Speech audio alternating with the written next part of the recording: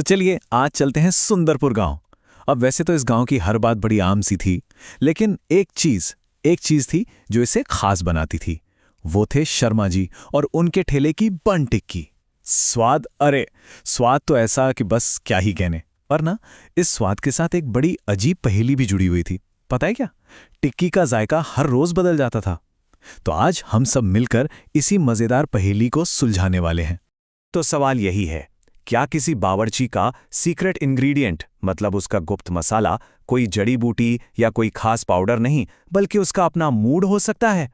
सोचिए जरा, क्या शर्मा जी के हाथ का जो जादू था वो असल में उनके दिल के हाल से जुड़ा हुआ था? चलिए इस स्वाद के रहस्य की एकदम तह तक चलते हैं। तो कहानी शुरू होती है शर्मा जी के ठेले से।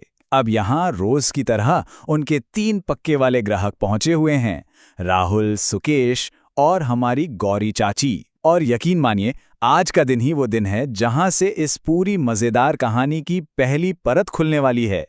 तो ये है कहानी का पहला दिन। सुकेश ने टिक्की का पहला बाइट लिया और भाई उछल ही पड़ा। टिक्की इतनी तीखी, इतनी ज्यादा तीखी कि मुंह में जैसे कोई ज्वालामुखी ही फट गया हो। लेकिन मजे की बात यह थी कि स्वाद लाजवाब था। तभी राहुल थोड़ा सोच में पड़ जाता है, यार ये सिर्फ मिर्च का तीखापन तो नहीं लग रहा, इसमें कुछ तो और है, कोई सीक्रेट मसाला है पक्का। अब इसी सोच में डूबे हुए तीनों की नजर घूमकर जाती है शर्मा जी पर, और जो वो देखते हैं, अरे बाप रे, शर्मा जी का चेहरा गुस्से से एकदम लाल हुआ पड़ा है, होंठ कुछ बड़बड़ा रहे हैं और वो आलू के मसाले पर अपनी मुट्ठियां ऐसे चला रहे हैं जैसे वो आलू नहीं बल्कि उनका कोई जानी दुश्मन हो। मतलब गुस्सा तो एकदम साफ साफ दिख रहा था। और ठीक तभी गौरी चाची के तेज कान शर्मा जी की बड़बड़ाहट पकड़ लेते हैं। वो क्या कह रहे थे? आज तो कूट दूंगा सबको, शांति तो है नहीं जीवन में, बस सेकते रहो, जलते रहो। जलते रहो, ये शब्द गौरी चाची के दिमाग में टिक्की के तीखेपन के साथ एकदम घूमने रखते हैं। क्या ये दोनों बातें आपस में जुड़ी हुई हैं? कहानी का पहला सुराग मिल गया था। अब आता है अगला दिन। ठेला वही, ग्राहक भी वही, लेकिन माहौल एकदम 180 डिग्री बदला हुआ था। और स्वाद का जो नया रूप आज सामने आने वाला था ना, वो तो पहले से भी कई ज्यादा हैरान कर देने वाला था। आज शर्मा जी का अंदाज ही कुछ और था। ऐसा लग रहा था जैसे वो 7वें आसमान पर हैं, कोई पुराना गाना गुनगुना रहे थे और आलू के मसाले को पीट नहीं रहे थे, नहीं, बल्कि इतने प्यार से मिला रहे थे जैसे कोई अपने बच्चे को लोरी सुना रहा हो। यह नजारा देखकर तो राहुल और सुकेश की आंखें बस फटी की फटी रह गई। और फिर आई टिक्की। पहला बाइट मुंह में गया और तीनों ने एक दूसरे को देखा। कल की वो आग उगलने वाली टिक्की आज मीठी थी। अरे मीठी भी नहीं, हद से ज्यादा मीठी। ऐसा लग रहा था जैसे टिक्की नहीं, सूजी का हलवा खा रहे हों। भाई ये हो क्या रहा था आखिर?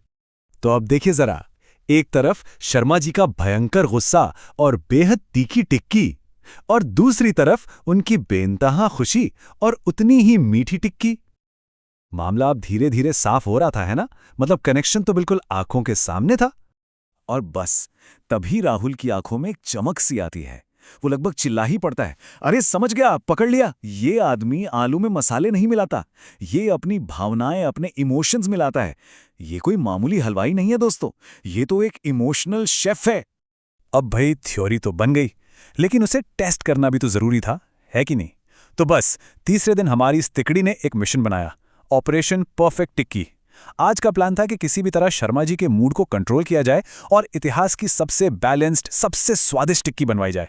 प्लान एकदम सिंपल था। स्टेप 1, शर्मा जी को एक न्यूट्रल मूड में ढूंढो, मतलब ना ज्यादा गुस्सा ना ज्यादा खुशी। और किस्मत देखिए, आज वो शांत और थोड़े उदास से बैठे थे, एकदम परफेक्ट। स्टेप 2, अब उन्हें बस हल्का सा, थोड़ा सा खुश करना था। और स्टेप 3, नतीजा होता एक परफेक्ट स्वाद वाली टिक्की। ये मुश्किल जिम्मेदारी मिली सुकेश को, और सुकेश ने अपनी पूरी हिम्मत जुटाकर अपनी समझ से एक किलर जोक शर्मा जी पर दागा। अब सबको यही लगा कि भाई इस जोक पर शर्मा जी कम से कम हल्की सी मुस्कान तो देंगे ही। लेकिन जोक के बाद वहां बस एक ही चीज थी, सन्नाटा। एकदम गहरी, चुभने वाली खामोशी। शर्मा जी के चेहरे पर एक शिकन तक नहीं आई। मतलब जोक बहुत ही बुरी तरह से पिट चुका था, और अब तीनों के दिल में बस एक ही डर था कि आज की टिक्की का क्या होगा। और उनका डर सच निकला। उस दिन जो टिक्की मिली ना, उसमें कोई स्वाद ही नहीं था। ना नमक, ना मिर्च, ना खट्टा, ना मीठा, कुछ भी नहीं। बस उबले हुए आलू का फीका सा स्वाद, जैसे किसी ने पानी में डुबोकर दे दिया हो। बस अब तो थ्योरी पर पक्की वाली मोहर लग चुकी थी कि शर्मा जी का मूड ही उनका असली मसाला है। बस अब बहुत हो गया इमोशंस का ये खेल। अपनी थ्योरी पर 100% यकीन होने के बाद तीनों ने तय कर लिया कि आज तो शर्मा जी से सच का सामना करके ही रहेंगे, और वो सीधे उनके ठेले पर जा धमके।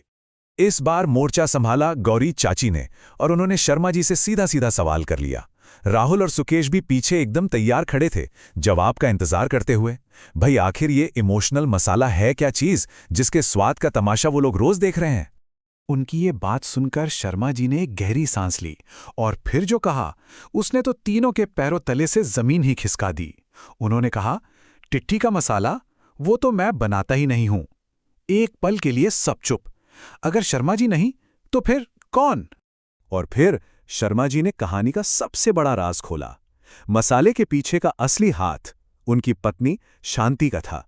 जी हां, वही शांति जिसकी कमी उन्हें पहले दिन इतना जला रही थी। तो असली कहानी कुछ ये थी। पहले दिन शर्मा जी से जोरदार झगड़ा हुआ तो शांति जी ने गुस्से गुस्से में लाल मिर्च का पूरा डब्बा ही मसाले में पलट दिया। दूसरे दिन सासू माँ का आना कैंसिल हो गया तो वो इतनी खुश हुई कि खुशी खुशी में गलती से मसाले में चीनी और किशमिश मिला दी। और तीसरे दिन वो घर पे थी ही नहीं, तो मसाला भी नहीं था।